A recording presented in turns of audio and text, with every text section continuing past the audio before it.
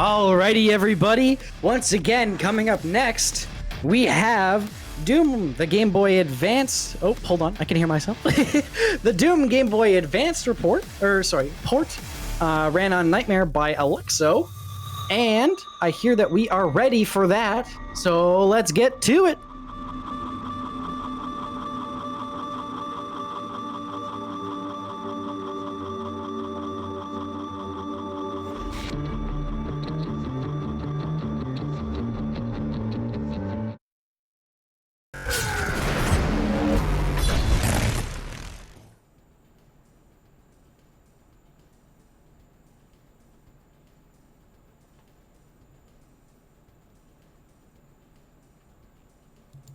Greetings folks, my name's Alexo, and today we're going to be taking a look at Doom for Game Boy Advance. This was released in 2001 by David A. Palmer Productions, and in the next 12 minutes or so, you're going to see how stupid, broken, ridiculous this game is. So thanks for joining us. So we're going to count down, starting in 3, 2, 1, go. So starting off here, we're going to be playing the Nightmare difficulty, so it's just going to show you the complete lag and crap factor of this port. This was the first Doom port to be released on a handheld console, and we're going to be performing a frame-perfect glitch here in the first level, which unfortunately did not work first try, because, you know, frame-perfect glitches, why would they work first try? It's good stuff. We do have a safety save set up for this, so this is probably going to be the second and last attempt at this glitch. But basically, what we're trying to do here in the first level is set up for, well, loading up level 2, safety save time. Basically, what this game has is a glitch in which you exit a level on the same exact frame that you die, you make a save, and then when you get to the next level, it allows you to spawn inside the level with 0 health. And with having that glitch active, we're actually able to skip through most of the levels within the first half of the game. So once we have like the 0 health parameter from the glitch, we can actually be crushed by objects inside of each level subsequently. And once we are crushed by an object, we can basically just walk right through, straight to the exit of every single level. This glitch, however, is not useful in every single level in the game. By the time we get to the 3rd episode, the first level of the 3rd episode is actually impossible to finish with this glitch because there is no way to be crushed inside that level. So essentially what we do is we play the first half of this game with this glitch active, and then once we reach the 3rd episode, we start it from a fresh spawn to eliminate the glitch. And so that is the whole run, pretty much. It's just walk through walls and try to go as fast as possible. And this glitch was actually uncovered back in 2020, the first half of it at least. October of 2020, I discovered that you could get the 0 health parameters for a save. And then in April of 2021 is when it was deciphered that you could be crushed to get to the exits instantly. And so the thing about this game before that, it actually ended up being just under 9 minutes for the any percent before these glitches were introduced. That record today is now at a 7:58 for the any percent difficulty. And we have a 9:49 for the Nightmare category with this glitch enabled. And so we're clicking that button to open up the door over here. And essentially it's just like walk to the exit, try to, you know, click some buttons to open up some doors if you can't get through the door. And just get crushed every level. The whole objective is to be crushed and finish as fast as possible. Which I'm pretty sure we got the crush on that door over there. So we should be able to get right through the wall just like that. And that is the end of the first episode. Do you mind if I step in with a donation really quick? Yeah, go ahead. We have $20 from Scruppy Pup, who we saw earlier in the marathon, saying, "You got this, Nightmare. Poggies." Thanks, Scruppy. Yeah, it's for a good cause, folks. Gotta help the kids. Yeah, so this level right here, we can actually go up against this wall, and it actually ends up clicking this button to bring down the teleporter right there.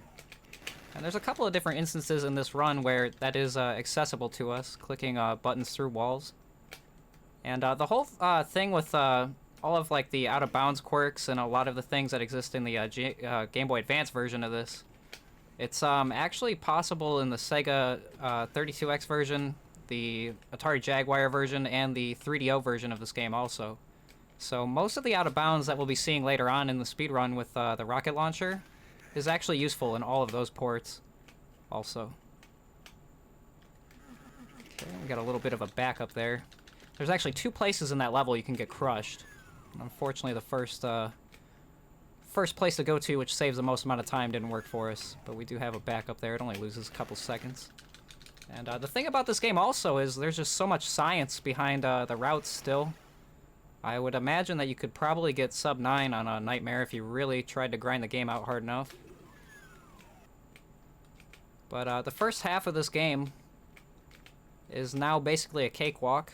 It's a fun run to get into.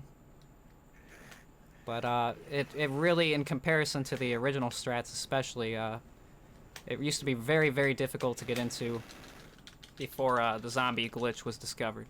So, I mean, to play the sub 9, it literally was like a 1 in like 14,500 chance. Like, I reset that many times over 3 years, so it was a ridiculous run to get into in terms of the lowest possible times that you could get.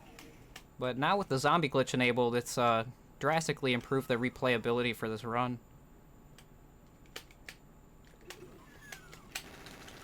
And so we're reaching the end of episode 2 here, where we're about to reset the glitch and go back to the main menu. And we do have one more safety save set up in the event that it gives us some trouble there on the first level of episode 3. Coming up here in the very next level after this one, though, which is the final level of episode 2, we actually are going to once again click a button through a wall, and it's actually the exit button for the level. So right in the first room, we're able to just skip right to the end of the level without even going out of bounds. Just like that. And so now we're on episode 3. We're going to load up Inferno Nightmare. And now we don't have the glitch active anymore, so this is where the run gets really risky, so to speak. It's all up to RNG here if it's going to be nice to us, but we do have that safety save, as I've said. And we actually just clicked a button around a wall right there. If you get into a particular angle, you can click buttons right around the walls. And that's also the same kind of glitch that we saw earlier, where we were reaching through walls to click buttons. Same kind of mechanics behind that. We're actually having a pretty decent enough E3 M1 right here. The level's called Hellkeep for a reason. It likes to keep you here. I'm just clearing up some of these guys and trying to not get hit by the fireball. And the switch, it was, okay, it's good. Whew, alright, that was really stressful for a second there. We almost missed the switch. Almost got caught up by those fellas, but luckily, pushing right on through. There's a little bit of a, I like to say a hiatus kind of level. This level's kind of slow. Gives you a chance to kind of regroup, get some more health again if you need it. Or you can, you know, take a fireball to the back like that. It's always great. It's always good stuff to be taking fireballs, you know. And we missed the jump there. So that jump right there, you can actually skip across that gap there to get to the blue armor, if you have enough momentum built up. We'll just get it like this, the traditional way. We're using the BFG in this room, just to make it through here a little bit faster. That's not very bad for Pandemonium, that's alright. Yeah, so this room right here, instead of taking the portal and going through the level, we're just going to use the out of bounds. And this is the traditional method of how we used to get out of bounds. We'd use a rocket in a corner. And I want to say about 60% of the corners in this game, you can make it out of bounds by using the rocket just like that. Trying to get rid of some of these guys here so we can get through the wall. Because interesting enough, if you have too many guys on the screen, it won't actually allow you to get out of bounds. We've got one more trick here. This is one of the hardest walls in the game to break through. I like to describe I like to describe the way of like getting through these walls, kind of like a Guitar Hero effect, sort of. So like I'm trying to click the button left or right on the D-pad, like right before I'm about to reach the wall. And this allows a little bit of lag to kick up just to like give the game enough registry to let me through the wall. And so if you get really good at like clicking the buttons at the correct frame of time, you can make it through the wall almost every single time. And so we've got the second to last level here. This is a pretty difficult kind of level here. We're basically trying to build up a 200-200 health and armor spread. Which we can actually accomplish right here in the beginning. Alright, so we've got our 200 armor in this room. And then we've got a health orb over here. Now we don't exactly have 200-200, but we still have enough to make the trick work. So we get out of bounds. And this is the room you generally need the red and blue key to reach. And it's got a yellow door inside of it. And notice we don't have any of those keys. We're trying to get clipped on a wall here to build up some momentum like this. And being clipped on that wall and building momentum allows us to go through the wall with no problems.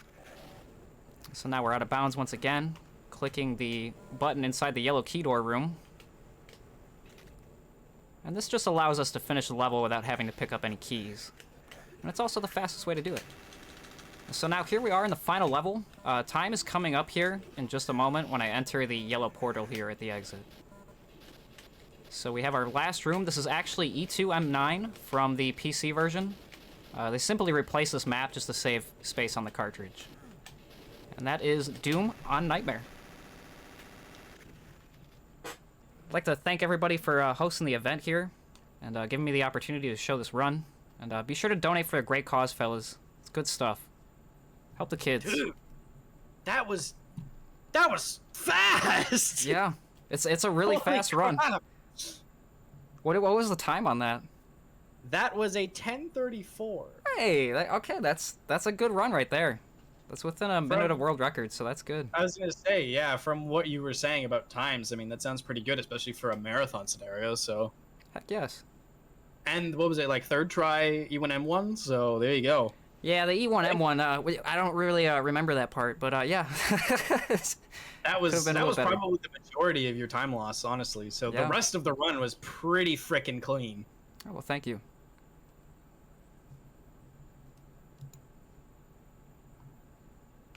All right, well, if that's everything, feel free to sign off. All right, take care, folks.